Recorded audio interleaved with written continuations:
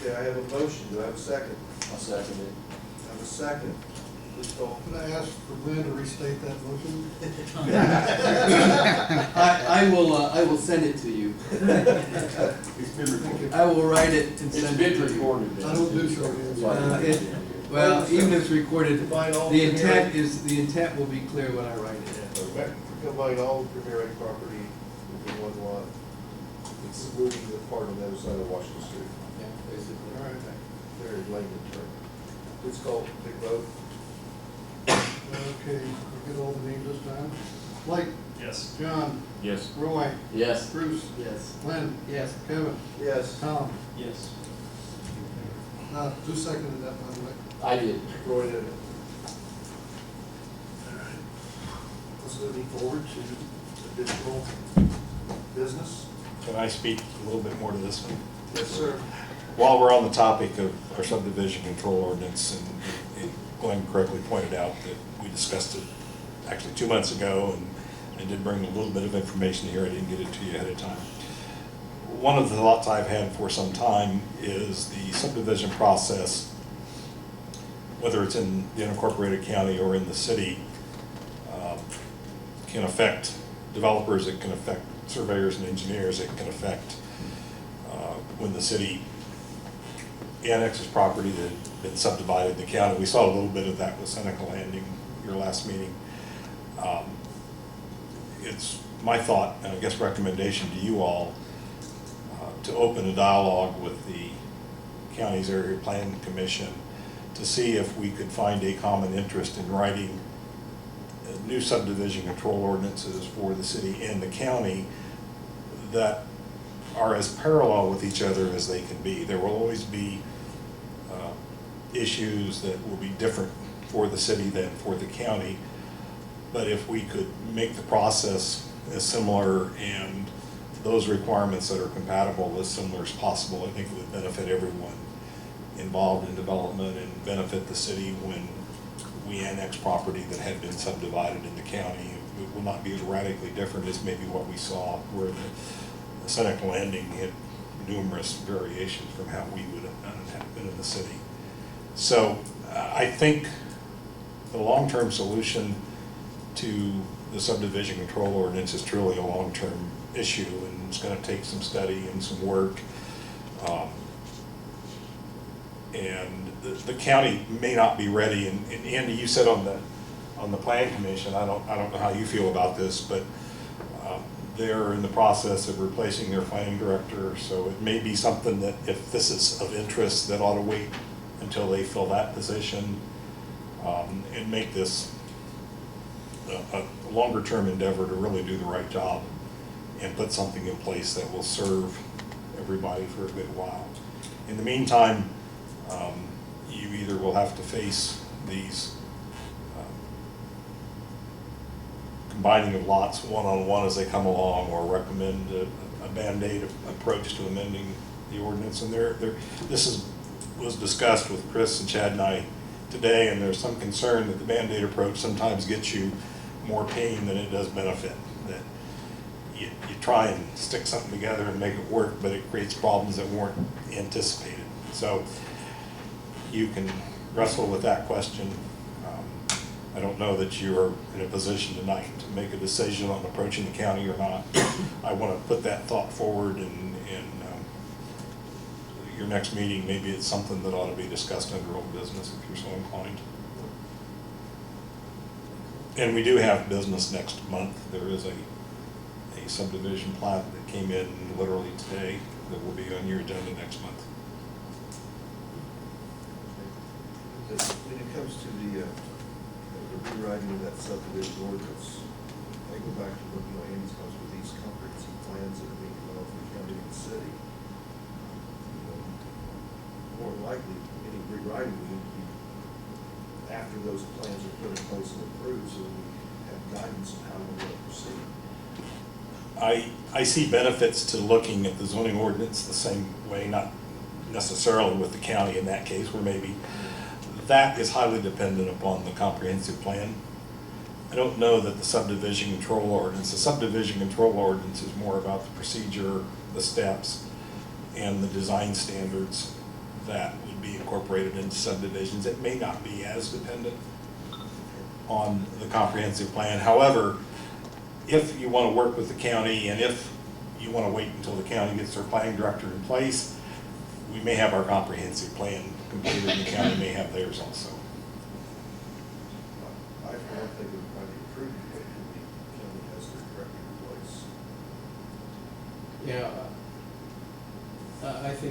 I think it makes sense to talk about it, and where there can be some parallels, I agree. I think that there's some real distinctive differences between what our expectations might be and what theirs might be, in part because of two different kinds of circumstances. Exactly. Tighter, infrastructure change, much different, so forth. So I think it's important that we do that. I think it's also one of the things that I have asked. I sit on the County Plan Commission as well, as a representative from this body to, or from the City Council, I should say, on the County Plan Commission. And one of the things that, and as a result of that, I'm a member of the steering committee for the county comprehensive plan. And I have asked, and I think there's general agreement, and he can clarify or correct here, that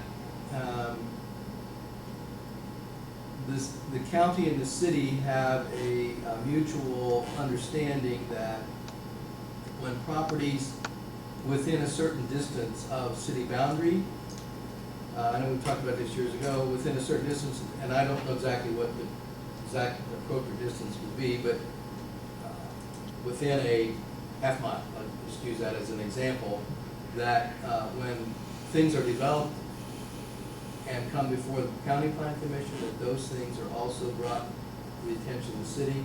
There might be certain things that we would even put into place where certain conditions are met, so that if annexation occurs or is requested, we're not stuck with contrary expectations, that our expectations would be met in that circumstance. The county might be willing to do that. So that's under discussion, and I think there's a general consensus. I don't think it's worked hard on any details, but in general, that they're willing to agree with that premise of us having some say with regard to development, change in zoning or developments within a certain radius of the city's boundary. If I may, if you go back to when I was president of the county, we had an understanding at that time that we would defer to the city anything within a 1 mile radius of the city at that time. But that was never put into any kind of ordinance or anything. It was kind of a working agreement that we had. And that might be all that it is. It might be that we, rather than having an ordinance, it might be just an interlocal agreement that can be done between But the two I would parties. like to see something done in writing so that when the positions change, that we don't lose that agreement. Okay, because I think that's kind of what happened, you know, people come and go on the county and planning commission, and the people that thought it was gonna be this way when they leave, then the new people don't quite see it that way. So if we had something in place, it would stay that way. Right. What would be the proper way to document that? Well, I think the comprehensive plan may address it in some respects. I'm hoping that there's at least some discussion of that in either or both of our comprehensive plans. And I think documenting it could be just an interlocal agreement between the two plan commissions. I'll ask council, but I would think that's a possibility anyway. So that would allow, it's a mutual thing, so that if there need to be changes, then it has to be changed mutually rather than. Kevin, man, you know, Ron and Andy and I all attended the last joint steering committee with the county, and that is a plan. That's what they're looking into. And they don't know to do it like the two planning commissions or have a few from each commission as representatives kind of go between to resolve issues and when there are issues. But one landowner that's on the steering committee, I believe he's on the steering committee, he was even asking for the distance, like you said, Glenn, a half mile, to go that or farther. Yeah. So, yeah. Yeah. But it's good idea. And everybody, Yeah, you're gonna have to it's come to some compromise there. Yeah. There's gonna be some that But at think it least should be a quarter mile, everybody's and then willing- there's thinking it should everybody's be willing to 2 work on it miles. though, Yeah. which is a good thing. Yeah, it's very positive Yeah. movement. I know everybody wants to go home, but I want to ask a question. I know we resolved the issues on Premier Ag and the Stevenses, but what about the other 2 lots that Ryan Kennelly has proposed? Well, it sounds to me like we're saying that until we get something else, It's we've okay. got a way that they have to come here and we'll consider the petition and. So before make a decision. he gets issued a building permit, he will have to go through the planning commission. Okay. And something else, this is all Ron's fault that we spent so much time here tonight. But, as he told me one time, I said, Ron, this way they've always done it. And he says, but I swore an oath. And I'm reading this ordinance to be this way. So he's very meticulous, and I commend him for that, and his character of swearing an oath and trying to follow the ordinances. And he's gonna find a lot of situations in there. And he says, I foresee a problem here, Mayor. And I said, oh, Lord, not again. But at least he's looking, and he's doing a good job, and I commend him for that. Is there anything you can look over? Thank you, Actually, I don't know the Tim. topic for the- I appreciate your time. Just to circle back real quick. We talked about the lot combining the lots, and I think we have in the end, we know how we're gonna handle it, we're gonna have to come in front of the board. We talked about, proposing a change in the ordinance. I don't know if we're, probably not at this point, tonight, ready to propose a change in that ordinance so it can be done administratively. I would like feedback from the commission on that thought, or do we wanna get this on the agenda and have something ready for next meeting, since we're having a meeting next month, have something on the agenda for next month, of the proposal to city council, or we just wanna say, we're gonna do it this way. Feedback from the My commission. idea is that we could have something for our next meeting, which would be already going to be in September. And for that, then we could have something to be proposed to the city council for their October meeting. Would everybody be, does that sound feasible?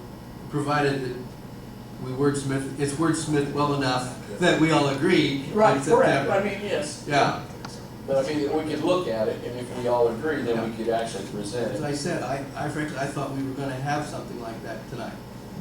All right. That was my understanding, so I have no objection to that. I mean, on the other hand, if staff and council think that's imprudent to do, Let me ask then you- we've got a way to at least handle the issues as they come forward. Ron, would it be feasible for you guys to prepare something? I think we can, A modification that. yeah, I think we can cook up some language. Within the next couple of weeks, we've got Time time to to look look at at it, it, and yeah. think about it, process it before the next meeting. Yeah. The only question in my mind is, there's a couple ways this could go. One, we could just take that out of the definition of subdivision, and it provides no guidance on what is required to combine lots. That's one approach, and the other approach, and maybe that's the simplest one for right now, if we really believe we're gonna rewrite the entire ordinance in the foreseeable future. The other approach is to make it some administrative function that would be a little more involved to do and get right.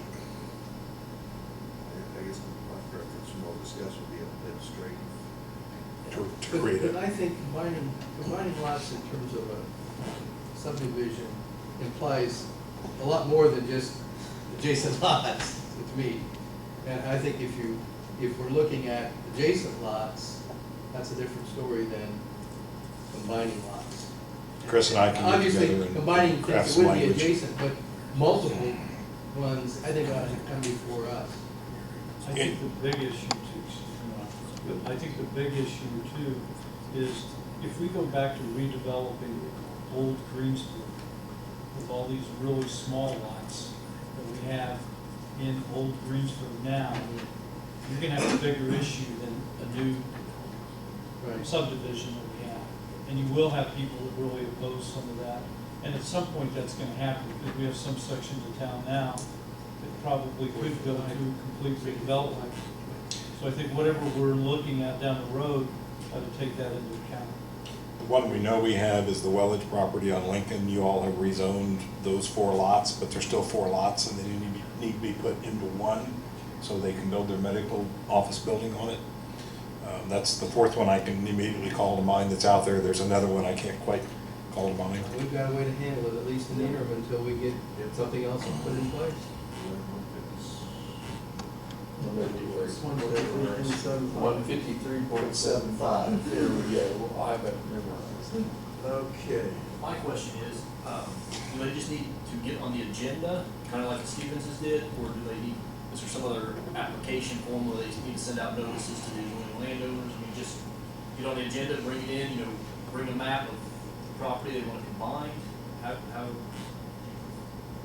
The technical requirements, 153.75, is a written application to you all, which was, when Mr. Tebby presented, he requested it be waived and eventually was approved, but the technical requirements do require a little more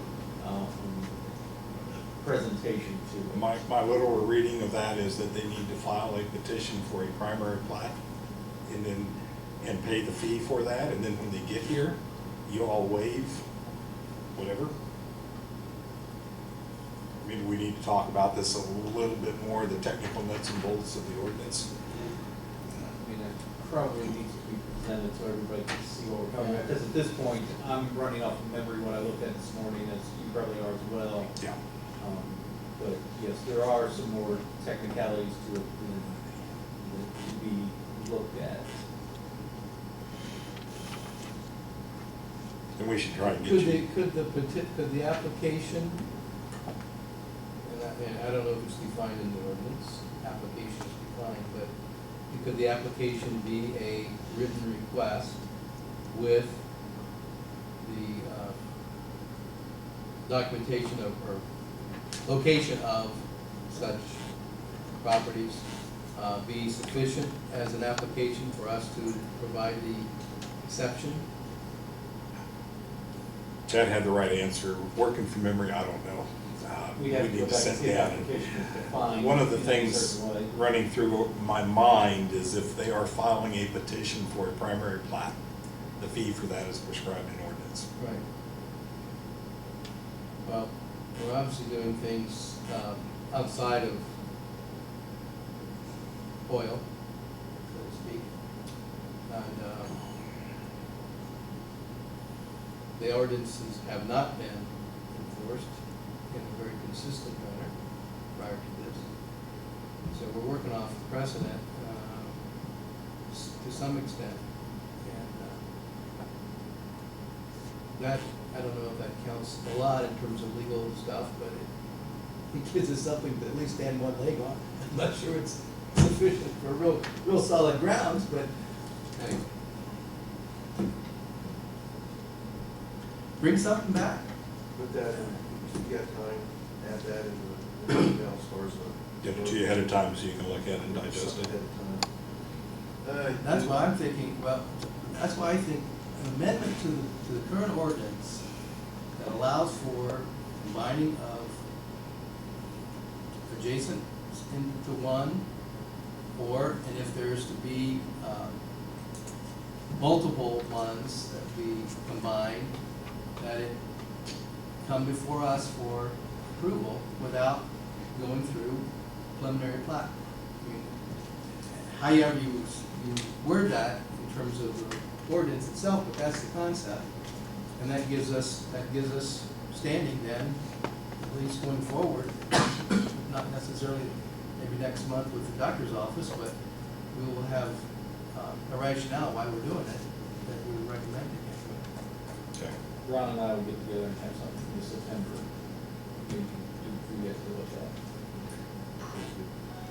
Do you have any other items of interest from planning commission members?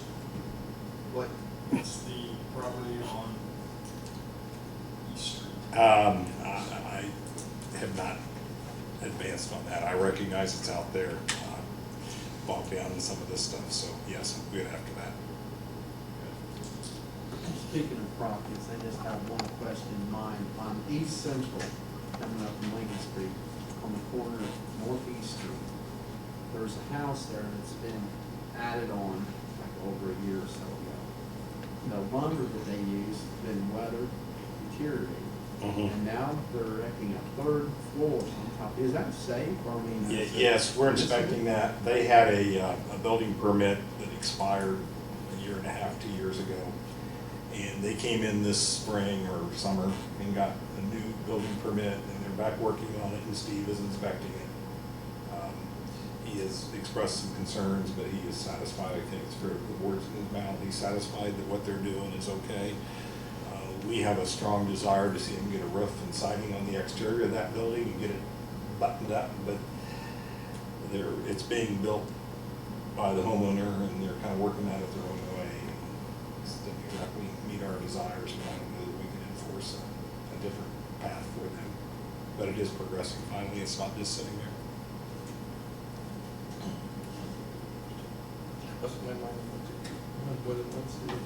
I have one other thing, if you all would listen to me for a couple of minutes. And I'm not even 100% sure this is your domain, but I think it is. It's our sign ordinance. Appears to be a part of our zoning ordinance. So I was studying on our sign ordinance, trying to resolve an issue with the fueling station. And I quickly discovered some inconsistencies in our ordinance. Clipped out a couple of pieces of the ordinance. There is the language of the ordinance and then the appendix that goes with it. In the text of the ordinance, speaking about wall signs, it says no specific limit is imposed on the number of wall signs. However, the total maximum sign area for wall signs on a given building frontage shall be 1 1/2 square feet in area for each lineal foot of building frontage, and in accordance with the standards set forth in Appendix 1. Then when you look back at Appendix 1, in this case, it's the column highlighted in yellow. It's a B3 zoning district. Actually I didn't pick the right column, it's the next one to the right. It has more than 2 lanes of traffic. Speed limit is 45. And for wall signs, it says a maximum number of 2. And it says the maximum wall sign allotment in square feet is 1.75 times the building frontage. So it clearly is inconsistent. I guess I could take the interpretation that you can't have 2 signs because that's more restrictive than as many as you want, and that the area could be 1.5 because that's less than 1.75. But I really do not know what the intent was, and I don't know how this ought to be resolved. I know you did not have this on your agenda. I give it to you, and you can. These charts came from, what was it, the Pennsylvania Highway Institute or something like that, is where we got these from. But they were modified, but yeah, I think that's right. What, am I right on that? I don't know if it's, I think Pennsylvania did the study. I think this was probably a industry standard, industry model. But we didn't create it, I mean, we got No. this from somewhere Right, else. right. But that is the ordinance at the moment. And I don't know if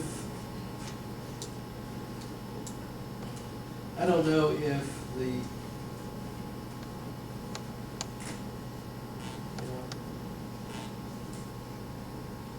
clearly a difference there. But Appendix 1 seems to say that that supersedes. Right. I don't, They just contradict. yeah, And the rule I normally live by is where you have 2 things that contradict, you take the most restrictive of whatever. That's, But that seems highly restrictive, quite frankly, for a B3 on 421 North. 1.5.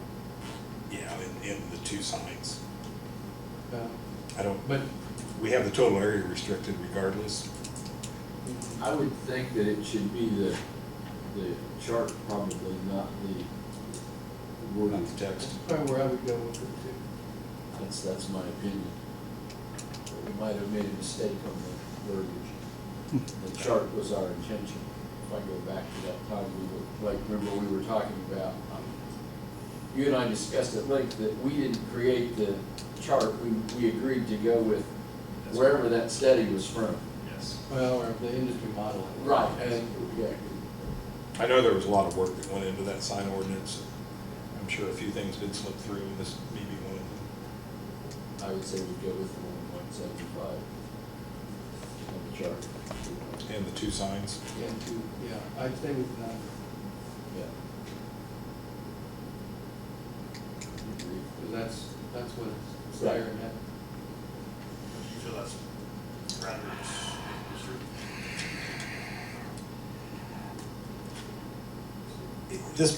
This is what started this is the compressed natural gas fueling station on 421, just south of the interchange at 421-74. And it stimulated me to walk across the street to Speedway and look at their signage situation. And Speedway has more signs than you can imagine. And I'm sure they predate the ordinance, but and one of the things that I quickly discovered, our ordinance talks about pole signs and wall signs, or ground or pole, you're allowed one in general. But the people that now have the compressed natural gas fueling facility are wanting to put signage on the individual dispensers. There is some signage there, but they're wanting more than they have now. And they have separate card readers, not a part of the dispenser like a gasoline dispenser typically has. And they're wanting to put some signage on that. As I read our ordinance, it's not clear how we address those kinds of things. The ordinance does say, I'm paraphrasing here, that a sign is anything visible from the public area, so a pedestrian or a vehicle driving the highway, if they can't see it. I think there could be an argument that the signage on the card reader is not something you can generally see from the street. Maybe we need, I hate to keep making work, but maybe we need a little better language about this kind of a topic.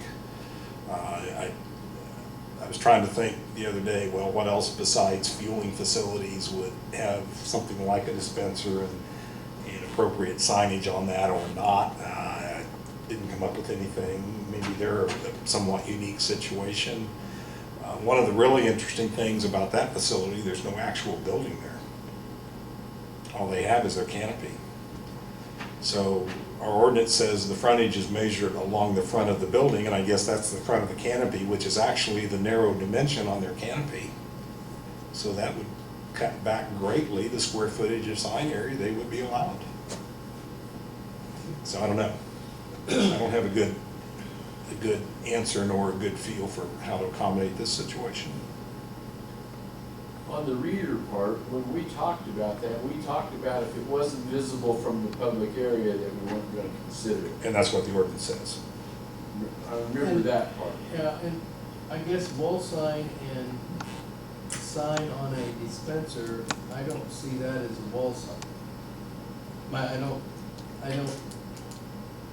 I guess unless the dispenser was, 6 foot high and Well, in fact, they 4 are. foot wide, then it might become a wall, but I don't know, I don't consider. I mean, instructions on how to use it or whatever, I don't see that, I don't see And I think that that's as being exempt from the assigned. ordinance, yeah, I don't think that's, but they have their logo, their name, and that kind of stuff is what they're wanting to add. Yeah, I don't see that as an issue really, as being a sign. That's like a sign inside something, we discussed that at the time, having a business and having a sign totally inside, we weren't addressing. I think that's clearly exempted in the ordinance, Yeah. yes.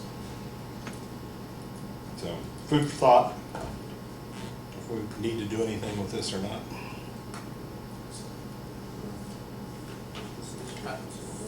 Well, you're gonna fix, Is there a consensus that you, do y'all agree on this, that we wanna change the verbiage to match our chart? Is that a recommendation to council to amend the ordinance? Need to make a motion. yeah, I would think if the chart is right, and that we assume, I think the council decided that the chart was what you went by, so. I guess, You think you have to differentiate which one you want to, it has to be the motion that you want the chart. I make a motion that we, on the sign ordinance part, that we refer to the chart rather than the verbiage, and we correct the verbiage to match the chart.